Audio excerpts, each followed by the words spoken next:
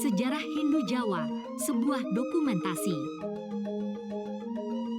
Hindu Jawa, sebuah sintesis unik antara kepercayaan Hindu dari India dan tradisi lokal Jawa, memiliki akar yang dalam dalam sejarah Nusantara.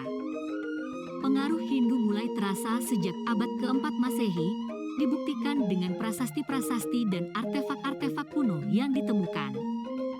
Kerajaan-kerajaan awal seperti Tarumanegara menjadi pusat penyebaran agama ini. Perkembangan Hindu di Jawa tidak terlepas dari peran para Brahmana dan pedagang yang datang dari India. Mereka membawa ajaran-ajaran Hindu, termasuk sistem kasta dan dewa-dewi seperti Siwa, Wisnu, dan Brahma. Namun, ajaran-ajaran ini kemudian berakulturasi dengan kepercayaan animisme dan dinamisme yang sudah ada di masyarakat Jawa. Masa kejayaan Hindu Jawa terjadi pada era kerajaan Mataram kuno dan Majapahit.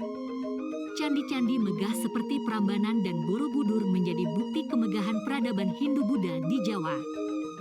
Kerajaan-kerajaan ini tidak hanya menjadi pusat keagamaan, tetapi juga pusat kebudayaan dan politik yang kuat. Majapahit, sebagai kerajaan Hindu terbesar di Jawa, berhasil menyatukan sebagian besar wilayah Nusantara di bawah kekuasaannya. Agama Hindu menjadi agama negara, dan kebudayaan Hindu Jawa mencapai puncak kejayaannya.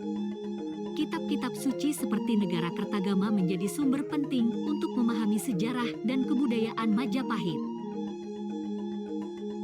Kemunduran Hindu Jawa dimulai seiring dengan masuknya agama Islam pada abad ke-15.